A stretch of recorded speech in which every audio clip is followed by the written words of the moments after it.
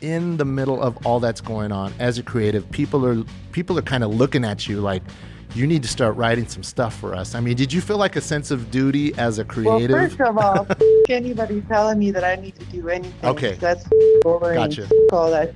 Yo solita lo escribí porque son las cosas que yo vivo. Here it is, the Baco Tunes podcast with Matt Munoz.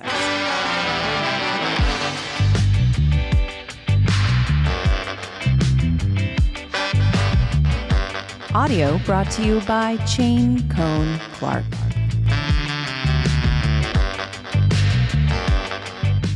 Greetings, Baco Tunes podcast listeners. Today's episode features Luz Elena Mendoza of La Bamba. This interview has been in the works for over a year following the release of her latest album, Lucha, in 2023. Lucha was an album that really impacted me in so many ways. The music, the lyrics, and the overall free-thinking creativity in the project itself, all from a Chicana perspective. Luz was very generous and candid during our hour-long phone conversation, all the way from her current home in Mexico City. From our shared memories of growing up in the Central Valley via the agriculturally rich Highway 99, the music that helped shape our artistry during the impressionable years of our youth, religion, and of course, finding identity in our chosen living space.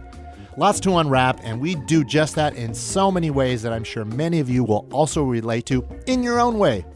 I'll be sharing some La Bamba music throughout the episode and sharing La Bamba links in the podcast episode info box. The year-long wait was worth it, so kick back, let the cool spring breeze in through the window, and enjoy with some cafecito extra strong, extra sweet. This is Luz Elena Mendoza of La Bamba on the Baco Tunes podcast.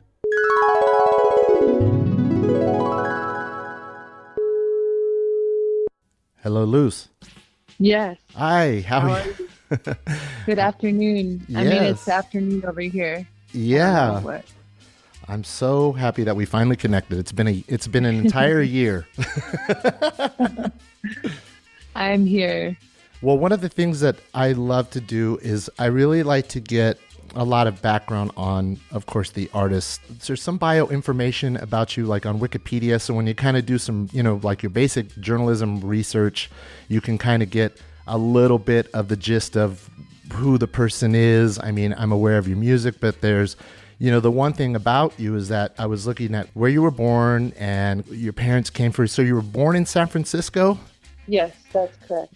And then you were raised in Portland? No. So I was born in San Francisco, and then my family lived in Redwood City at the time. Mm-hmm. A lot of my family, when they migrated in the valley, they migrated in the 99, basically. Mm-hmm. Like Fresno, Winton, Turlock, Stockton, Ceres, Atwater, Houston, all that whole area. But at that time, they lived in Redwood City. My mom was cleaning houses, and so that's why they had most of my brothers and I in San Francisco. And then they moved to Southern Oregon when I was probably I don't even know, 4 years old. And then I started school in Southern Oregon in Medford, which is, 5 hours south from Portland. Yeah. And there both of my parents moved there to work at un molino de madera, like a sawmill. Mm-hmm. And there they worked, graveyard shifts, overtime, sometimes seven days a week, and we were raised with a Mexican community, también allí. There just wasn't a lot of family. There were some parientes there, but most of our extended family was in California and in Mexico. And then, grew up there. I did have my quinceañera and shit like that in Atwater, California, or in Merced. Yeah. Allí, we, como se renta salón. Un salón allí, pues ya sabes, todos los padrinos y las madrinas y la banda y la música y los pleitos y tú ya sabes. Sí. So eso como tuve una experiencia también en California, aunque no vivía allí. Fuimos a visitar muy seguido a pues la familia de mi mamá y la familia de mi papá. Uh-huh. Como hermanas se casaron con hermanos, entonces, y la familia del lado de mi papá y mi mamá, todos están allí bien conectados por todo el Valle de la 99, uh-huh. ¿no? Yeah.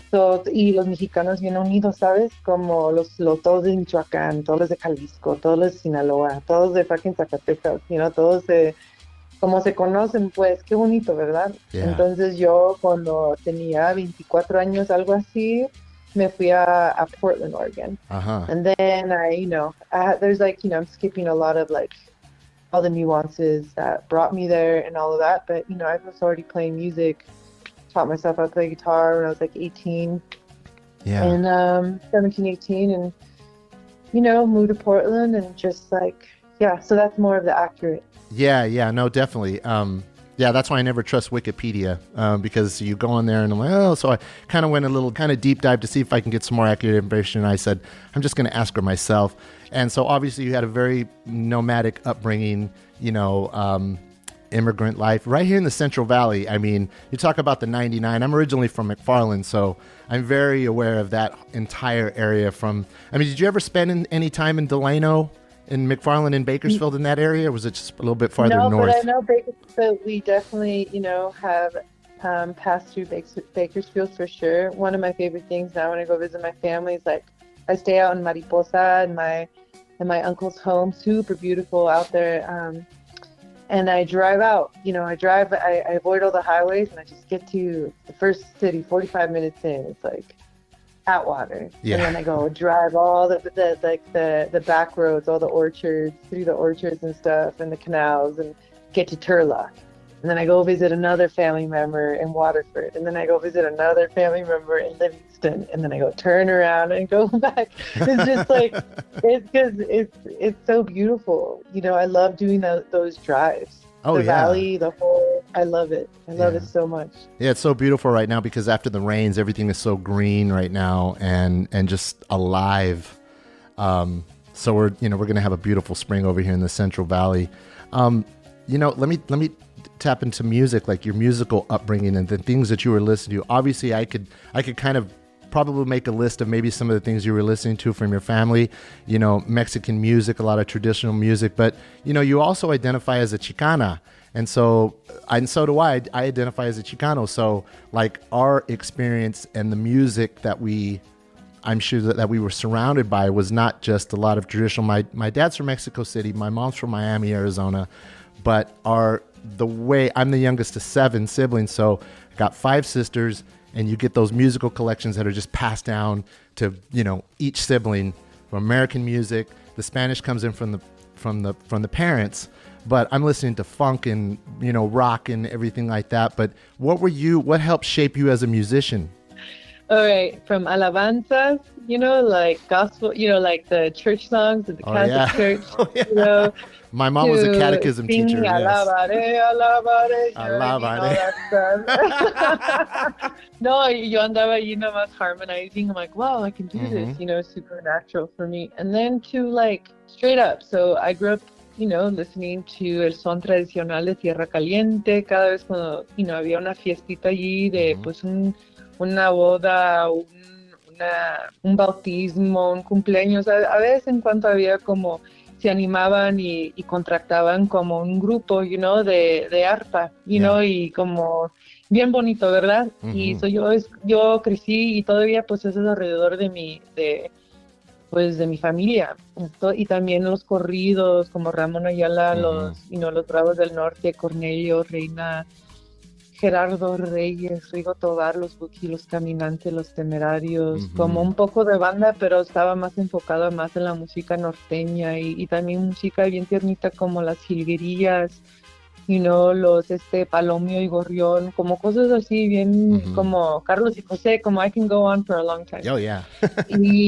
Pero eso es algo que yo pues aunque la música, mucha de esa música es un poquito like, there's like machito vibes and shit, pero todavía es super nostalgic for me, and like there's something that I cultivate and I really protect and there's a space for it in my heart and, everything. I still, I'm a DJ, I collect a lot of those records and it's because they're records that got passed along by my dad and my mom. They're their records. So then I just kind of added to that. And that's something that is just really will always remain super part of like my growing and my learning about myself and the world and just also like the different like las diferencias de la música regional de México y pues como hay mucho, no nomás esa música, so it's como mi gateway to a lot of other things. And then in the early 90s, so like that's all I grew up listening to. I didn't know anything really about modern music, and then I'll tell you. Yeah. Unless it was like, on like the top 90s on the radio, whatever, you hear like that Michael Jackson song, that Madonna song and things the 80s stuff and like, that you don't even know, but they're just on repeat. But I didn't really have like a relationship with it. It wasn't like bumping in my house. What was bunking was Marc Antonio Solis and like, things like that, And so like, but it was there. I could identify it, But I grew up listening to like Chicano rap, I listened to like a lot of R&B, a lot of hip hop, a lot of rap just in general. I really loved singing along to like Brandy and like Monica and Aaliyah. Aaliyah was my favorite. Oh yeah. I listened to all those little like small groups like Immature and like I was obsessed with Criss Cross, but like como tenía, and then all the So Def compilations like like My Boo, all those songs, Jams, My Boo, and like all that. Like I like had all the CDs and stuff. I'm so glad you know that because that's totally Valley too. That's 100%, 100%. and then sí, pues todo eso, todo lo bonito, todo el SWV, como me echaba unas canciones ahí bien morrita, just like echándole todas las ganas in el garage, singing along to these like tapes and stuff. So, and that's 90s, right? But even like New Flavor, there was like this all Chicano band. I don't know if they were like Christian or whatever. I don't know, but it was like they were like a group, like an all boy band group, but they're all like Mexican American, I believe. Oh, they were called New Flavor. Do you remember New Flavor? Oh yeah, no, I totally because you know what? I worked at a Blockbuster Music. Yeah. I worked at a music store at that time, and so all that 90s stuff, and like it was the peak of the CDs, like so it was like CD. Are you talking? It was close. It was a Music Plus that changed into Blockbuster Music, and so we just had like the 3 chains: Warehouse, and then like the Sam Goody was in the mall, but I had already moved out of working in the mall, so I was. Oh, you upgraded. Yeah, that was a big upgrade. Was just. Yeah, that was all my influences. It wasn't until I was like 18 that I hung out with this little rocker kid that like listened to Sonic Youth, Dinosaur Jr., Pedro the Lion, fucking, oh my God, que más, como Yo La Tengo, como he introduced me to Daniel Johnston and all this stuff. I remember going to the Hot Topic when I was bien chiquita and there was this music playing. I was like, what is this? And the girl just turned around. I'll never forget. She was like, you don't know who The Cure is? Oh my like God. I didn't know anything about like all that. Like to me it was like, whoa. Yeah, no, totally. So when you're at that age, because you're like a millennial, could I say that you classify as a millennial? I'm 41. Let's just get it out of there. Okay, I'm 41. Hey, it's all good. So whatever you're I am way at. younger than me. So, but I get it. Okay, so this is your entry to music. This is cool. I love this. Okay, so you discover The Cure, and it's like, does that open like that kind of 80s British thing kind of open up your mind to a lot of other things, and it starts. You pivot? I think it just kind of stopped there. Really? No. I like definitely was like, oh yeah, Depeche Mode. Like my curiosity expanded for sure. Como un gateway de otras cosas. Yeah. Come on. Like, I listened to fucking things like 311, Korn. Yeah. Like the things that were like, like.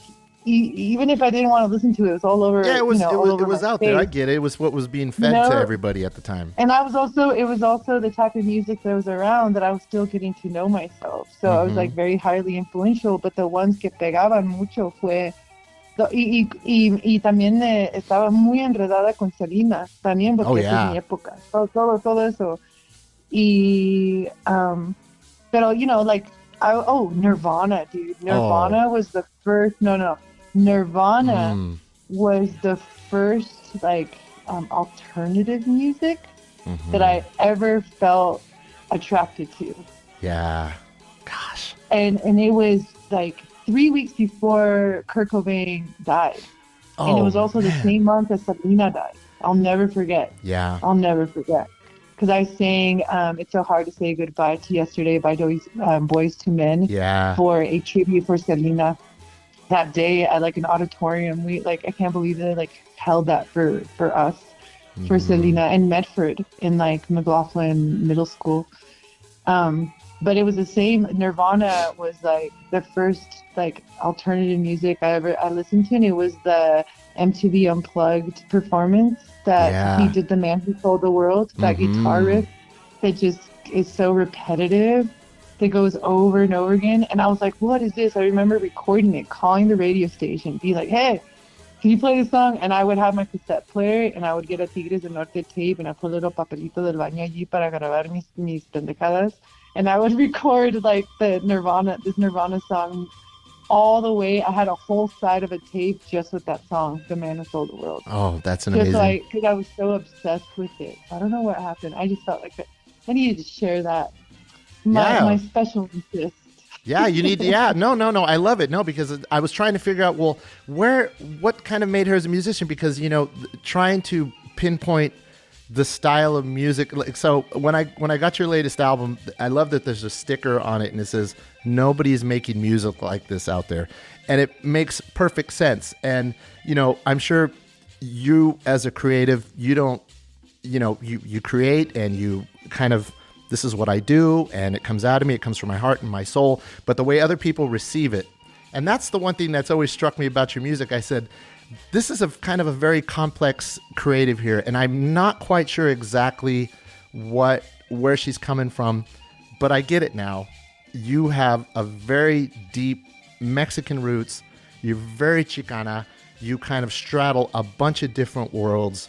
And it is reflective in your music, and I think that's what drew me so much to your music. I said, me as a Chicano, we're always trying to find where we fit, because I'm a musician myself, and you just trying to find where's our music and where am I going to fit in the way this world and the way the music industry is. It's like, don't really have any sort of dreams of, I'm going to get signed and all this stuff, because so very few people who look like us make it to that next level, So when I saw you and I listened to this music, I said, oh man, this is the shit. This is fucking amazing. And so I brought up your name to a lot of other artists like Quetzal Flores out of LA.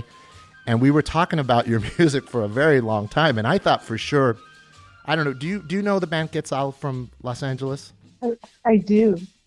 So I had a great conversation with Quetzal, because we kind of come from the same kind of, underground Chicano scene in LA. And we started talking about you. And I said, I know you guys have collaborated before. He goes, no, we've never collaborated before. I said, no fucking way. I said, I thought for sure, because it seems like there's such a musical kinship between. But he's like, no, I'm a fan. I love the music, and I would love to collaborate with her. And so, like, on the interview that I posted, I said, Luz, if by chance you're listening to this, which you're probably not, please reach out to Quetzal, because you guys need to work together on something. So that's something else. I listened to the whole interview. You did? I did. And a lot of things came up for me. I even sent it to my friend Cynthia, and I was like, man, like, the Chicanos from Los Angeles, core the fucking vibe, right? Yeah. Like me, yo no crecí como, qué bonito será como de crecer así con una comunidad así, como muchos mexicanos, no nada más como el valle, like that. It's like where my family's from is so different than the Chicano influence in Los Angeles, and I'm sure it's just like from Chicago, from Texas, everything is just different vibes. Beautiful. It is. Yeah. And I always felt like othered and this is a projection of mine. It's obviously something that, I can isolate like why the issue, and like me as like older, like Mexican American, processing identity, having it be something that is just always evolving, and then like, deconstructing a lot of stuff. But as a musician, as a creative, someone that's 41 that hasn't really had any mirrors in Oregon for me, like as a creative, like someone, unless it was like, I was so intimidated because I grew up in such a misogynistic, like, also community where, I was told that if I sang this way or if I sang that way, it was bad, or like, just like being criticized, like the narcissism that unfortunately just sometimes like in some communities just like lingers, and like I just, I'm just carrying a little bit of that trauma. So I have this trauma and like a really like, like not having the right mirrors, and like for a while, like musically, as like a queer person, as like Mexican American queer, just didn't have that, right? Yeah. So when I hear music that was being developed during the same time that I've been like, self-realizing myself in places like Los Angeles or, San Francisco, pues, como lugares así, ¿sí me explico? Como hay una unidad y como una comunidad, aunque la industria, like always overlooked, us, like I felt so overlooked in Portland. Imagine what life would be like if I actually like had a support with a community like Los Angeles. You know what I mean? And like how my music would be informed, but that didn't happen. I've had my experience. Yes, I felt othered. I felt like the quirky weirdo out of everybody for a long time, Yeah. And I don't think I'm that. I just like have felt not even just othered, yes, by like Mexicans, by like, pues mis tíos, whatever, ni modo así, yo ya lo entiendo, whatever. And I get othered by like fucking los americanos que vienen así con su cultura así bien americana, que yo no tengo nada que ver, pero ya que estoy compartiendo como adulta. Y también a los mexicanos americanos, ¿no? Oh my gosh. Especially as we're tackling like these new ways and like of talking about identity and like, and also like, how we hold space for the old ways and like, just, it's really interesting navigating all this stuff and like, like knowing what, like I never really thought about genre, about music or anything. It's just, I'm just an imprint of my surroundings, repetition of what was before, like an ancestral algorithm. And when I hear other music and I see other music being developed, even like oldies, like if it wasn't for my fucking half brother who grew up in El Monte, like I would have fucking listened to like Heatwave or like, I'm Your Puppet or like, just those songs que a mí me faltaba. Y pero eso empezó a los años 14, como yo no, pero yo estaba tan lejos, fue por él. Él fue como el mensajero de toda la música que se escuchaba en la radio y en Los Ángeles, los oldies and like, Oh yeah. Como algo bien diferente, como like que yo también estaba rodeada, pero era más ranchera. Yeah. So it's like, so I feel like I've been intimidated to like, collaborate with other people, but I do pull myself out there for sure. It's mostly I've had that insecurity of like, how other like Chicanos see me? Do they want to collaborate with me? Do they feel, can we connect? Like, how do we connect? Yeah. You know what I'm saying? Yeah, no, totally. No, 100%. And you just explained it. Thank you for being so candid and being so open about that because, I was kind of wondering about that because you produced a lot of amazing music, but I think that I haven't seen a whole lot of collaborations. I think that one of the latest ones you did with, it was the Cruising in the Park one, kind of the Latin Soldies kind of movement that's coming on. And you was it Duran Jones? Was it with Duran Jones? Yeah, it was Duran Jones and their homies. It was really awesome because it was very intuitive because we did that tour with them and then I got asked, excuse me. And I felt it's so natural. It's so natural. I love stuff like that. And then that was also done in 2021. Mm-hmm. Really, really, really intense. Yeah. Oh yeah. No, it is. Hard, huh? But when I hear that song, I'm always like, oh, I think about that time. Let's go cruising to the park, cruising after dark. Let's go out,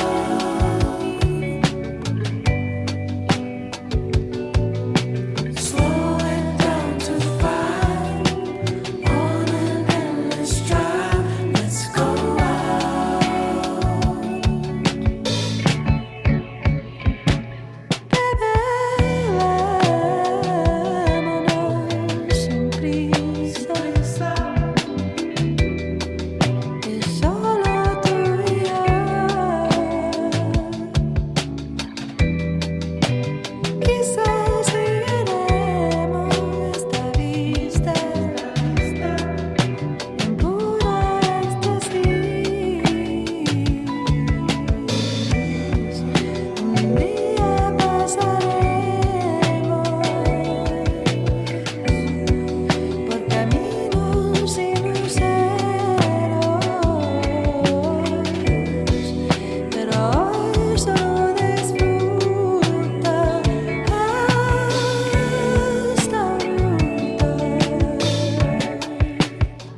So let's go cruising to the park, cruising after dark. Let's go out,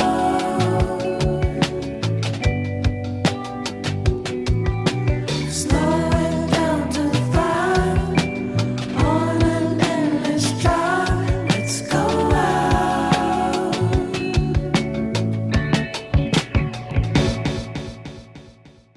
So yeah, Yeah, you know, that was a I'm really, just really like- beautiful song. Thank you. Yeah. You know, And who wrote it?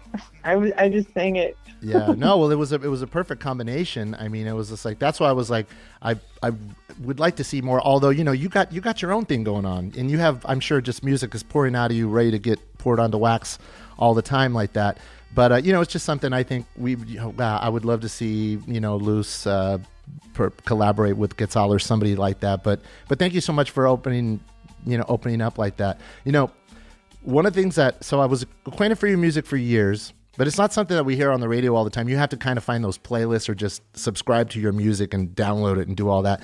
But when I heard Ojos del Sol at the end of Gentified, and it was so perfectly placed at the end of the show, it just like, it drove me to go back to your older catalog. Because Gentified, the guy who did it, he's actually from Bakersfield, the guy who directed it. And then they're both Central Valley people. And he was actually like, at the end of the scene where Ojos del Sol is playing, that was supposed to lead into like a Bakersfield. They were going to start to bring more of the Central Valley into the show. And then, of course, Netflix just cuts the show. up. Yeah. No. Yeah. No, that gave me goosebumps. Yeah. He was like, yeah, because I asked him about it because he's been on here a couple times. Marvin Lemus, I'm sorry. Yeah, Marvin Lemus, because his mom is like a radio legend here in the Central Valley too. And I said, yeah, so you use the song? He goes, yeah, we were going to lead into we're going to start bringing more of Bakersfield and Central Valley into the thing because I wanted to like pay homage to my hometown because he's from East Bakersfield where I live now and all this stuff. And then the show was over. However, that song is so beautiful. And I saw one of the many, because there's like a wealth of amazing live concerts of you, like in small studios. Maybe you did it. I think it's a KXP or something like that. They're very well recorded, and the sound is very good. And there was one thing that one of the DJs who was talking to, she goes, every time I hear that song, I want to cry. And it is so true. That song is so beautiful that really rang a bell with me. That song, I mean, do you get asked about that song a lot? Not just because of the show, but Ojos del Sol. What does that song mean to you?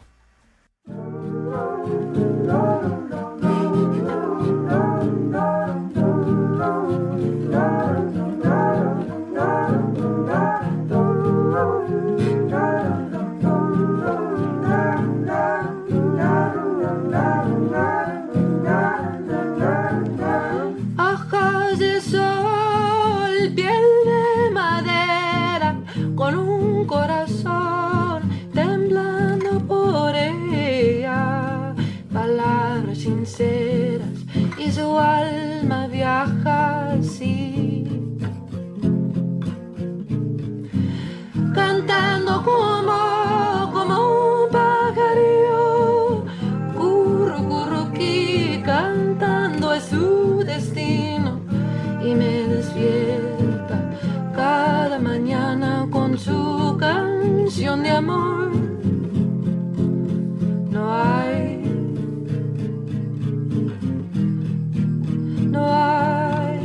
nadie como tú, es más.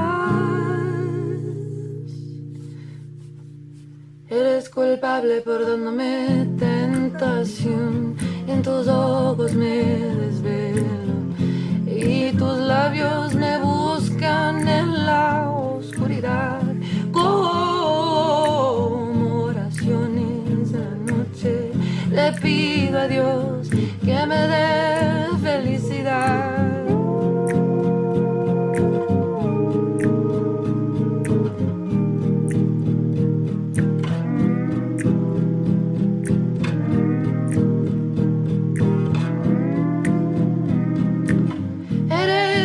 el viento que me lleva, volando por ahí, volando por donde quiera, como fantasma, fantasma, como fantasma, fantasma que a veces se aparece.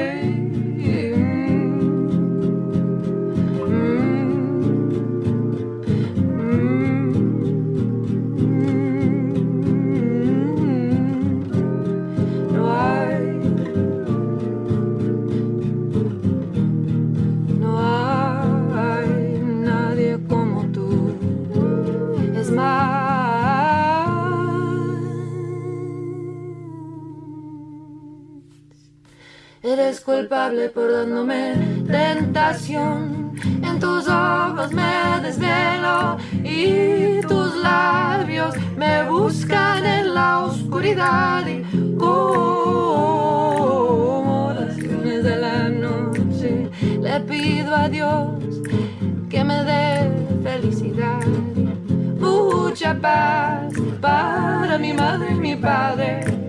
Hermanos, yo sí he estado muy bien y mal.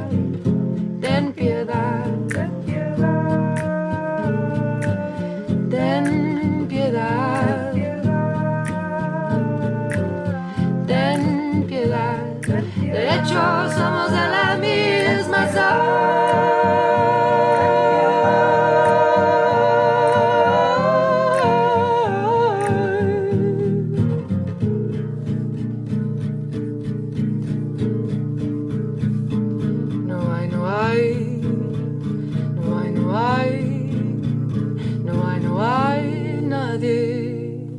como tú. No hay nadie.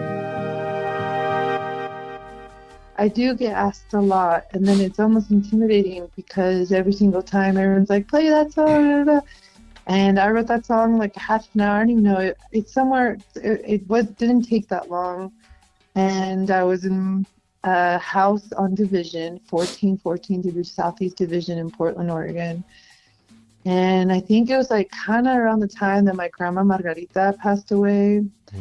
And, you know, I'm all out there fucking 2015, I don't know, 2016, whenever I wrote that song. And just thinking about, you know, like a lot of this is just truth, but just how lonely I felt, and being in a community that, yes, like definitely supported my music and stuff, but I just felt like I didn't have my mirrors, you know? Yeah. So, and I didn't really know how to articulate that stuff at that time. I was just like, you know, swallowing a lot of the things and masking and stuff and code switching and all that shit. And that song just kind of came out of like a sincere kind of cry. And, you know, it's like a mixture, it's a collage mixture of like a love song, a person that I was seeing at the time, to like how, you know, the thoughts of my family weave in and out of like me, you know, becoming an independent person. Like, though I'm not living with them day to day, they're still like a huge part of like my day-to-day process. So like, you know, family's always with me. They're always wrapped into everything that I do, that sometimes I'm like, is that healthy? I don't know. But it's like always in my psyche and my body. It's like something that needs to be worked out. I don't know. But yeah, the song was just a collage of just like a love song, a lament to reach out to people that could be potentially my mirrors and see me. And it's almost like a little song that I wrote and I put in a little bottle and I threw it out in sea. And like I really had this response where I felt like people held that sentiment, which is ojo de sol. And I felt like there was some sort of visibility in my story with the reaction of that song. And yeah, you know, because I'm talking about my brothers, talking about family, I'm talking about like, well, I've been super hyper independent this whole entire time, you know, trying to work out this ancestral trauma and all this cultural, like, you know, like the reckoning of like where my family comes from and getting those narratives right and all of that. It's just all mixed in that, you know, and then being like, ten piedad shit. Oh yeah, yeah. Please spare me. Yeah. it's- Yeah, I love that song. I just, I'm sure, like you said, you've been asked a lot about it, and there's not a lot of people that I've seen who've, it's one of those songs where you have to have the right voice to be able to cover it. Because, you do a lot, there's a lot of people who always try to pay tribute to their favorite songs, singer-songwriters out there, and they'll post up videos on TikTok. But I haven't been able to find anybody who can actually like cover it right. It's like, that is your song. That is your performance. I'm sure if somebody wanted to cover it, they could do it, but I was just like, it won't have the same effect. Anyway, I just got to give you your flowers for that song. And one of many songs that you've written.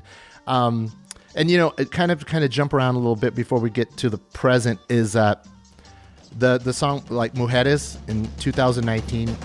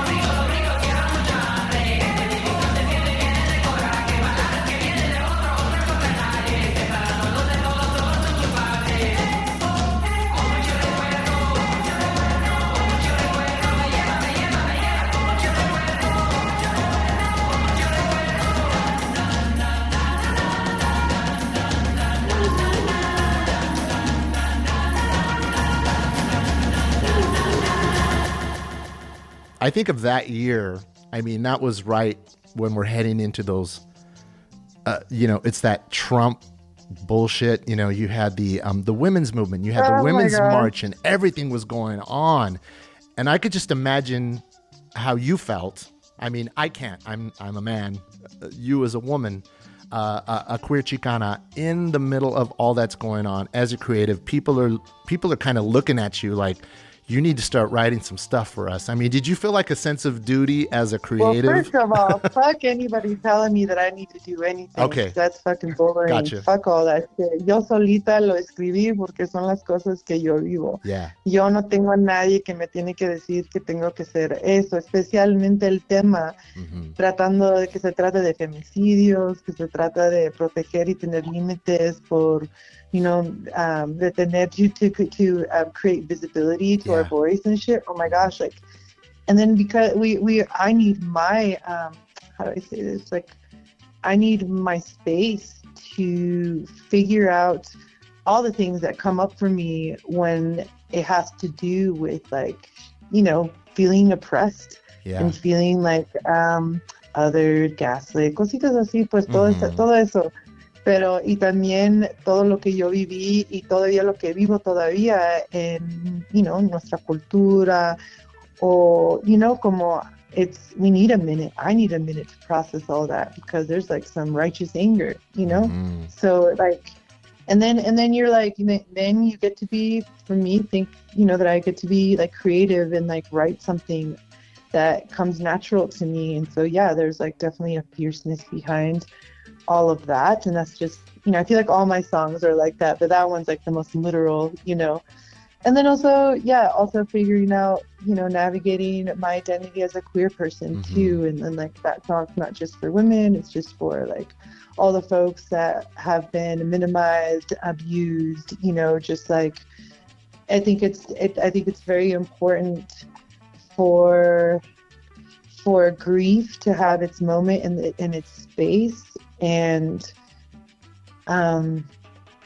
because it's like its own protest, in a way. Yeah. So yeah, like I mean, it still feels powerful. Obviously, ese año estaba como, yo la escribí primero y you know what I mean? Como, Yeah. y pues todo eso estaba pasando. It's like just like intuitive. It's just what's happening. And like, yeah, 2019 feels so long ago. I know. That was those That's wild time, 2020. because you're talking about heading into the pandemic, Oh my gosh. and all that was, it was just like that a perfect storm of sadness and hate and death and destruction. Everything was happening all at the same time, and I think, like, music was the thing that kept a lot of people going. It empowered them. It gave them a sense of hope, and I always feel that like creatives, singer-songwriters, especially, people like yourself, you explained it very clearly. I just want to say much respect to you thank you so much for making that clear. Like, you're your own independent person and nobody's going to tell you what to do. But do you ever feel like a sense of duty? Like, I think I need to put something out there, there's something else put you inside. I feel like my sense of duty is to make sure that I'm not being put in a position where I'm having to force to posture something I don't, that I haven't really thought of or educated myself, or, I can't posture something that's just not there, or, does that make sense? Yeah. Like, so I don't have that urgency. The only urgency I have is to make sure that, like, I use my voice to stop war and to stop things like this from, like, horrible things from happening, but that's my urgency, is to protect. But an urgency to make out music or to put out music, it's not really there. And I definitely hate when people push me to, like, do stuff like that. So I'm like, it's not within my natural organic clock of, like, how things are done. Oh, I feel you. No, definitely. No, and that's one thing I could definitely see from you. If you were to deep dive and start looking at all the things you're doing, you're on your own clock. I kept on telling myself, I think Luz is out there on tour. She's got a new album. She's trying to keep this band together. She lives in Mexico City now. But her band is kind of in different parts of the globe, and like, your drummer's from Fresno. Am I correct on that? Yeah. So I'm like, she might not just have time to be doing a lot of interviews. So I knew if it's meant to be, eventually we'll connect and I will ask her all these questions. But you've got a lot of things going on. You march to your own drum. I totally love that and respect that. And I assume that right away. I'm like, when it's time for us to connect, we'll talk about it. But she's a creative. Let me ask you this: what comes first, the music or the lyrics? Like, experiencia, the experience. Mm-hmm. So I think it just happens. It goes either or, it's just really experiencing something, feeling something, processing. Sometimes the music comes first, sometimes it's together, sometimes it's lyrics first. Yeah. Yeah, it's just kind of, it's like fluid, you know what I mean? Mm-hmm. It's kind of like when you could ask me, last month, what came first? Did you brush your teeth first? Did you let the dog out? Did you go cook your meal? Like, some weeks somebody be like, oh shit, I like brushed my teeth first and I forgot to take my, it's just natural, intuitive, just how you flow. Yeah. That's just how it is. It's like that with when I write Spanish and English. It's like that. Just, it's a non-binary, very fluid, just way of being. Yeah. How do you put the band together? Because I was trying to kind of follow maybe some of the changes you've had in the lineup, and this lineup that you have right now. I mean, it's amazing group of musicians that you've assembled. But you being kind of in Mexico City, how did you assemble this particular group? Well, I've been playing with a couple, different kinds of people throughout the years, and I've just kind of learned the last, few handful years to, all right, we have 3 rehearsals, 2 rehearsals sometimes, mm-hmm. and let's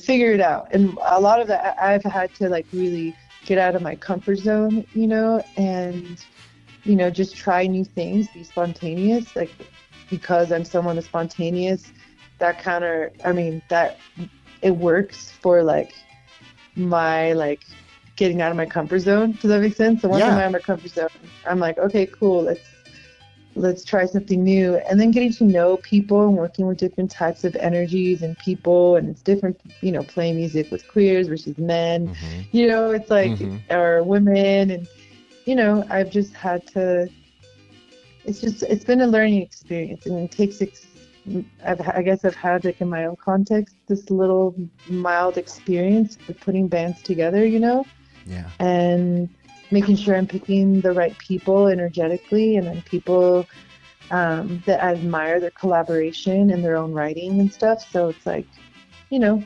just make it work. Amazing and then also, dynamic. If they want to do it. If they didn't want to do it, then then that would suck. But it takes everybody to make it happen.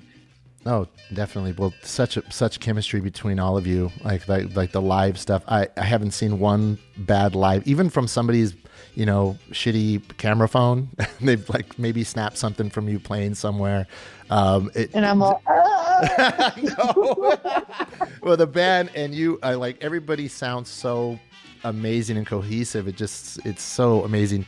Well, let me talk to you about Lucha now, because it's coming up on a year of its release now. I think there's some conflicting things. I think maybe you released the single in February, but the album was released a few months into last year. The way I found out, I kind of was another time that you kind of dropped into the ears, was I subscribed to those, you know, those Apple Music playlists of maybe something new. It's like untitled, so you never know what's going to pop up. And then Collapse comes on. And I was like, I know this is I think this is Y La Bamba. And I went over there and I looked, and it was, oh, this is a brand new song. Love it.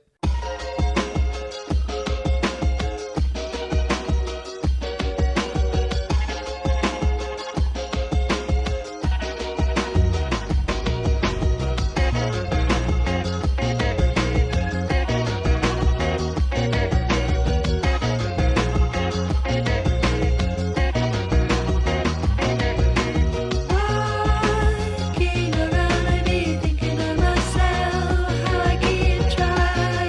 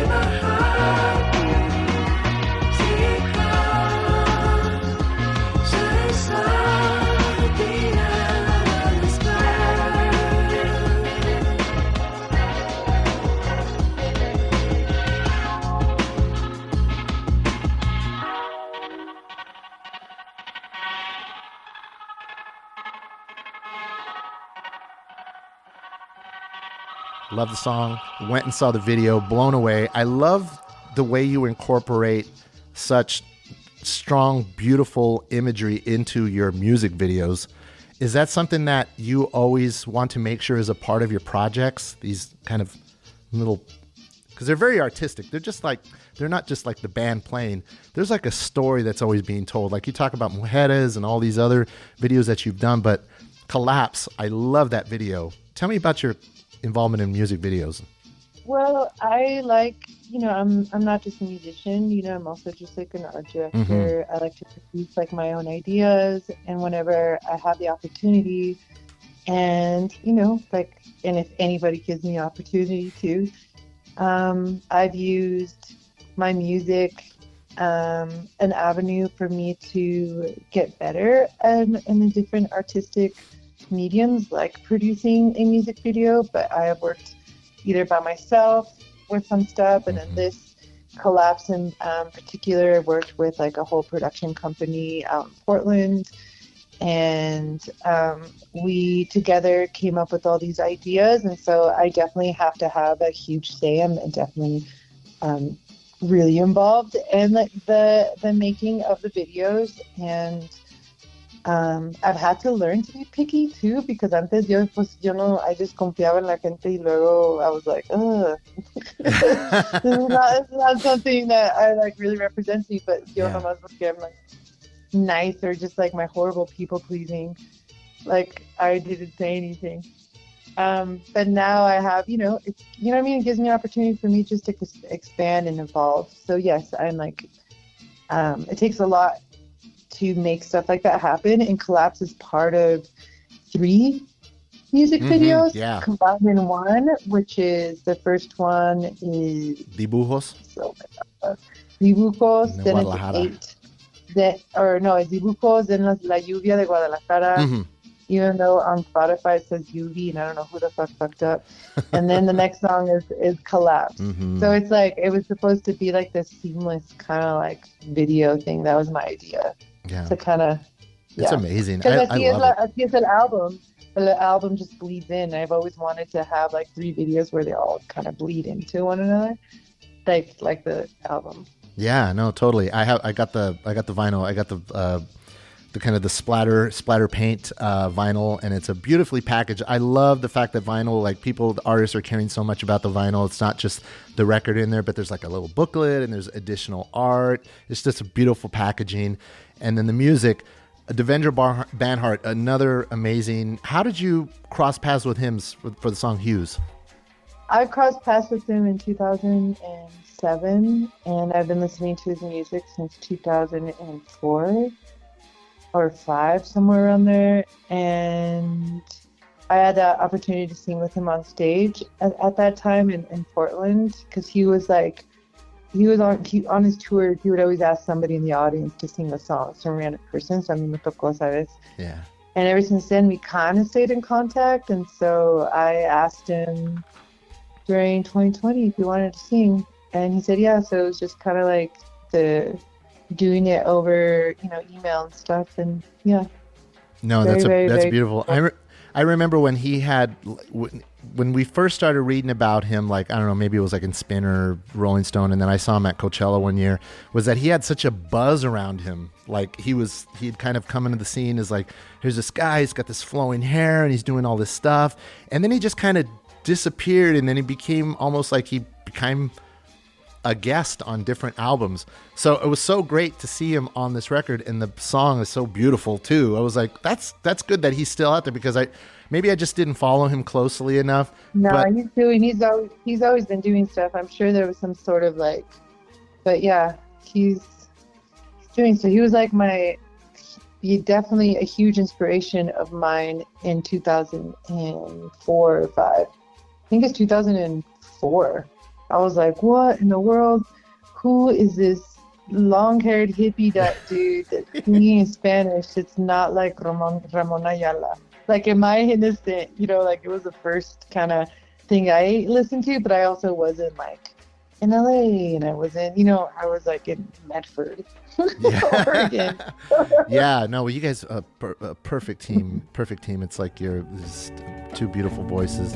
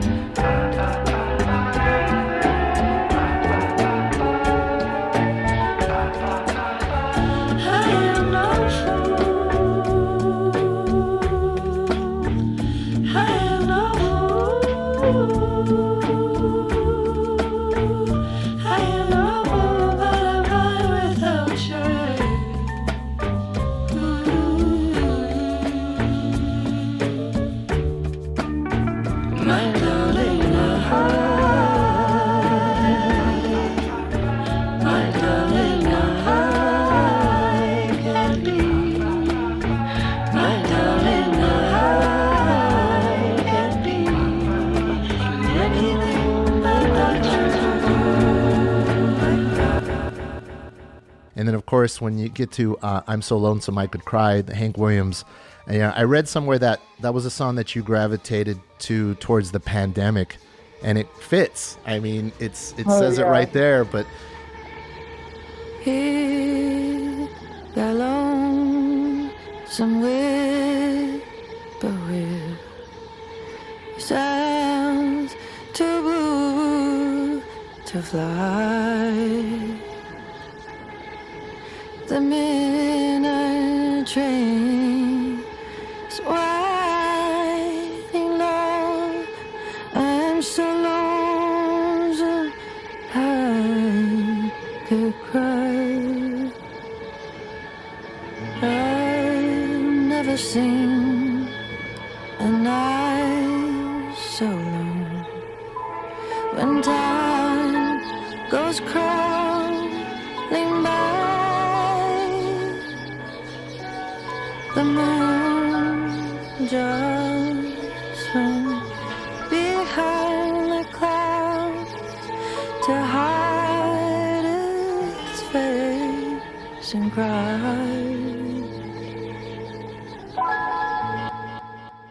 You big country fan? You listen to, obviously, Hank Williams, one of the greatest songwriters of all time. Yeah, I listen to country. I listen to Mexican country. Mm-hmm. I didn't really listen. I didn't grow up listening to any of that. I mean, that was later. That was way later. So no te puedo decir mucho de eso. Pero esa canción me gusta porque la letra, it just keeps getting deeper and deeper. And I didn't even know how much deeper that song, the lyrics set, Yeah. Like that production. And also, yeah, it was definitely the soundtrack of that time for sure. Totally. Yeah, 100%. Yeah. I just want to comment on the song Collapse because I read in, it was when I first saw the video and you do the little drop down menu and it tells, singer Ila Bamba, Luz Elena Mendoza, on the meaning of the song. And you were talking about how you had kind of gone through this moment. This song is a kind of representation of all the shit that I've been through in my life. And you were kind of in this realization that you were just tired of taking this shit that was going on in your life. And that you were actually like, I'm still here. I'm still surviving. And I think that's why I love that song, because over the past, this past year, I don't know what it's been about. And it probably doesn't make any sense to you, but it's that idea of frenemies that are in your midst. So, you know what I mean? You know what I'm saying? It's just like you're working with them and you feel like got their friend, but you know what? I think they're frenemies. I don't really know if these people are really my friend, and they're like, is there some sort of energy that they're pushing on me that is holding me back? And I thought of that song. Ooh, and I thought of what you, deep. You know what I'm saying? Deep, dude. This is deep shit. You know what I'm saying? And No, I was like, I absolutely know what you're saying. I think I can talk a lot about that, but I'm also not 23 years old anymore. So no, exactly. But and I think when I hear that song and I look at I read the lyrics, I'm like, fuck yeah, still here. Fuck the frenemies. You can't control what people are doing, but you can also be like, hey, I'm still here and fuck all that shit. You can't hold me back. And so, I just wanted to once again give you your flowers for writing some amazing lyrics, because they mean a lot. They mean a lot to a lot of people, and I think, and myself included. Thanks, man. Yeah, no problem. Okay, well, let's talk about what do you got going on for the rest of 2024? Because unfortunately, the times that you've come into town, to LA, and even to SLO, I planned to go over there. I didn't even get to make it because work pulled me in, or I got sick or something like that because of the winter and all this bullshit. But what are your touring plans for the rest of the year? Well, I know that next week I play this festival in Cuernavaca, or en Las Estacas, excuse me, en un festival que se llama Baidora. Entonces, ahorita, en este momento, lo que tiene mi focus es preparándome, doing the pre-production para ese festival, y tengo una banda que es Ila México. So I'm playing with all people that live here. One of the singers that is singing along with me is someone from LA. who has gone by the name Mija Doris or Doris Anaí. I don't know if I'm saying their last name right. And Renee Moy. Ella es de la Ciudad de México. Las dos tienen vozosotes bien bonitas, voces bien hermosas. So they're going to be singing with me. So I'm like really excited to have like their support and stuff. But I haven't really met everybody else. But it is, that's like something that I'm getting prepared for. And then we have some touring, something in Canada, some stuff in like the Midwest, I believe. We're doing Chicago. We're playing some fields in March. I'll probably be in New York for some time and doing a TED Talk thing. And I'm doing a lot of DJing too. Yeah. Spinning some records a lot for like this party in Portland, global based, with La Cosecha Internacional de Tijuana o de San Diego. Pero estoy como haciendo cosas así, y también estoy escribiendo nueva música y con la intención de hacer nuevas grabaciones, a ver qué pasa, y qué va a pasar todo aquí en México. Eso va a ser the first is having an album done start to finish here. Yeah. So living in Mexico City, my wife and I were over there about a year and a half ago. We were over there for Dia de los Muertos because it's the first time I'd gone over there to where my father was born, and I have a couple cousins that are still around. Of course, they live around the area. You talk about Cuernavaca because I had an uncle who lived over there. Beautiful. And I'd only been over there when I was a kid, like in the 5th grade. So this was like the first time I'd gone back, and we stayed over there in the Condesa. And I loved that whole area. My cousin took us around, and he kind of showed us places. He's a medical translator over there, but he also plays in a metal band. Of course, heavy metal's huge in Mexico, so of course my cousins are playing metal and all that stuff. But the whole difference between Guadalajara, which I haven't been to Guadalajara. I think we stopped there for the plane. We stopped in Guadalajara, and then we went to Mexico City. But what's the vibes from Guadalajara to Mexico City? What's the difference as far as, what you're receiving from it? Well, I can't speak too much on that difference because I feel like I have to live here for a long time to really have the emotional intelligence and to be able to decipher those differences. But I will say, I felt so welcomed in Guadalajara. There is this vibe there I do feel like I relate with in a way because there's I don't know, I can't really put my finger on it, but there's something felt familiar to Michoacan or something. I don't know. I don't know. And it's not, it's like a big city, but I lived there before the show, in 2019. I had a 6-month lease. I was me creía bien, oh my God, I live in Guadalajara. And, I made a lot of good friends, a lot of good connections, all authentic, connections and stuff. And that was the beginning of me, my attempt on Mexico. And then Mexico City that's just you can't compare Mexico City to anything. No, it's amazing, man. It's so amazing. And I can't really speak so much about that either, except for I just know that being here in Mexico in general has helped me to get my narratives right about where I come from, where my parents come from specifically. And there's a lot of humility in that. So I don't know. I wish I can talk about all the differences and stuff, but it's just SES. Yeah, no, definitely. No, it's home. It's home. I felt like I had just visited there as soon as we landed, and we walked around, went to the Zocalo and went to all the usual places and the stuff that I remember in my dad's old neighborhood.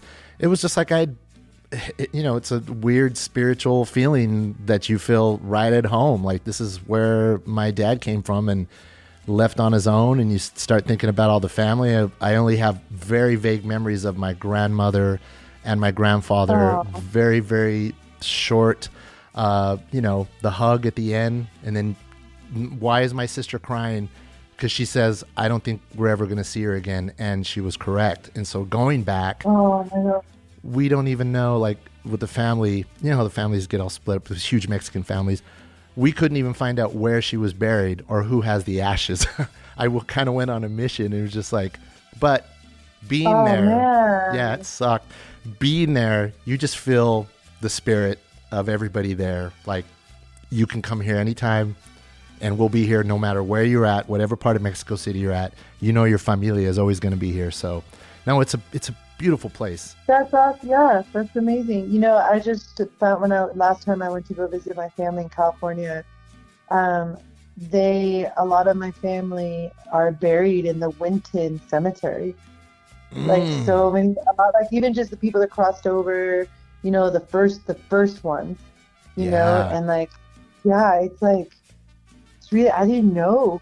They brought, like, mi abuelita se murió in Mexico, but they brought him over and they buried him. And anyway, I just remembered that. Yeah. What you said about your grandma's ashes. We share a lot of those type of experiences, you know, the struggles and everything like that. But, you know, you're proof of that resiliency of us as a people, you know, and everything, you know, the trauma and everything like that, of course, but also the beauty and everything that we're capable of. Absolutely. Yeah. Now, one thing, and because it's taken a year for us to finally connect, and I know you were super busy, but, you know, I've had conversations with David Hidalgo from Los Lobos, and many times it's one of my favorites. It's just like looking at you up there. Too. Yeah, I love that guy. Yeah, it was, you know, growing up in the 80s and seeing Los Lobos on MTV, talk about like a moment of pride, you know, like I know it was for La Bamba that made him super famous, but like I was already a Los Lobos fan, you know, before that. So anytime you got to see like Chicanos on MTV, it was a fucking big deal, man. And so I told him, because I got to introduce him on stage, and I said, you know, when you listen to the music of Los Lobos, you close your eyes, you can see like the Mexican-American experience just kind of unfold in your eyes in its own kind of original music videos. And I just want to tell you, your music has the same effect. It has that same effect. And I just want to give you your flowers and thank you so much for all this beautiful music. And you make me proud as a Chicano. And I know I share that so with many people out there, is that, you know, you close your eyes and listen to the music of La Bamba and it has the same thing. And it's like, it's something for this generation now. You know, you talk about traditional Mexican music, but you can see how far we've come in all the interwoven threads in our lives and our cultural experiences. And just thank you for the music. Thank you so much. The Latin Playboys, the album, that whole record of David Hidalgo's, you know, that one like side project? Yeah. Like that, I feel like that when I listen to it. And it's a whole other, for me, when and even though I listened to it later, like it came later in life, like when I was like 27, 28, it really, or maybe it was like, I don't even remember, but it really hit me también. His choice of how he produced and put things together and the lo-fi-ness of it all. I mean, I'm a huge fan of things that are like minimal and just like raw, así. Yeah. And to hear that was just so also different than like Devendra Banhart or whatever, porque no es chicano, you know, pero era como otra música que también me podía identificar bien, you know. Yeah. En muchas maneras, for sure. Oh, yeah. But once again, before I let you go, I just want to say thank you so much for your time, and look forward to more new music. And I'm so glad that there's so much great live footage of the concerts, from even say in the little tiny desk style to now, because I can go and check out those things and share with more people. And hopefully we'll see you here in the Central Valley sometime. If you ever, you know, I told the Chavez, I'm going to have Dolores Huerta in the studio in a couple weeks. Oh, wow. And she's huge, you know, she has such a huge music fan, jazz and history in, you know, just the people that she saw, like she saw Charlie Parker live and like all these jazz legends. And, you know, if you said, hey, I'm going to come to Bakersfield, or I'm going to be someplace nearby, do you think Dolores Huerta would show up? I could just text her and she would show up, because that's the type of person she is. Espero que yo también, I would be like that as well. Same. Yeah. All right. Thank you once again, Luz, and I appreciate it. And be safe in this year, and have an amazing 2024. Be safe and healthy, and all that implies. Thank you so much. You got it. Take care. Bye-bye. Yo sí lo veo, lo que no se ve y lo que que no se llama, lo que puede ser canción de vida, palabra tierna y boca llena de pura maldición y boca llena de pura maldición y boca llena de pura maldición y boca llena de pura maldición y boca llena de pura maldición y boca llena, boca llena, boca llena, boca llena, boca.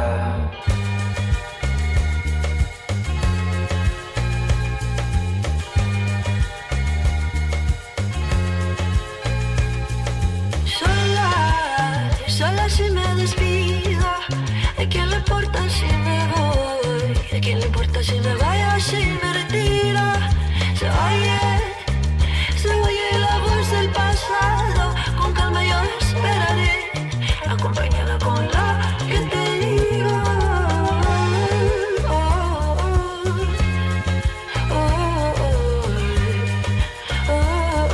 Lo conozco bien.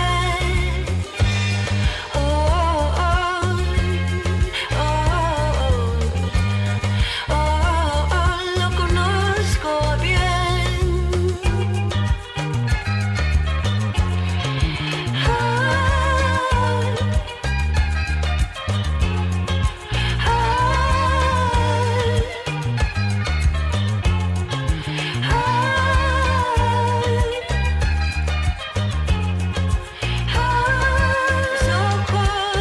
Son los ojos de ella.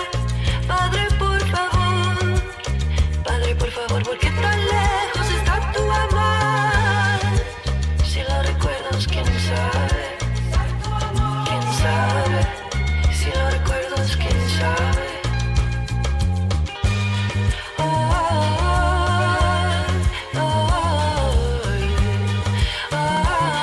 Lo conozco bien. Lo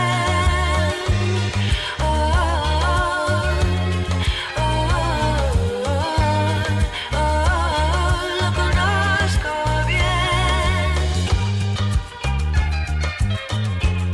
Lo conozco bien.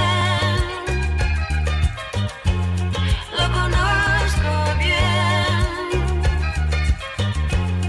Lo conozco bien. Lo conozco. Yo sí lo veo, lo que no se ve. Yo sí lo veo, lo que no se ve. Yo sí lo veo. Yo sí lo veo. Yo sí lo veo, lo que no se ve. Yo sí lo veo, lo que no se ve. Yo sí lo veo. Yo sí lo veo. Yo sí lo veo, lo que no se ve. Yo sí lo veo, lo que no se ve. Yo sí lo veo. Yo sí lo veo. Yo sí lo veo, lo que no se ve, lo que no se llama, lo que puede ser canción de vida, palabra tierna y boca llena de pura maldición.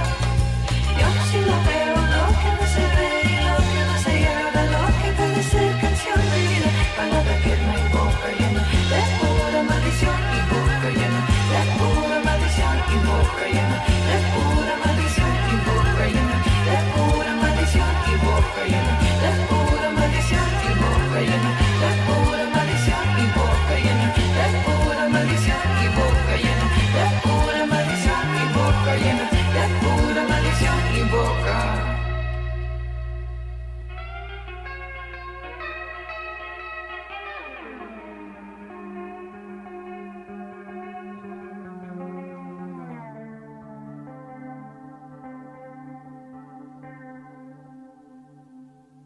The Baco Tunes podcast with Matt Munoz. New episodes every week. And for the latest, be sure to follow us at Baco Tunes on Instagram. That's BAKOTUNES. And be sure to like us, rate us, comment at us, and don't forget to subscribe. We'll be back next time.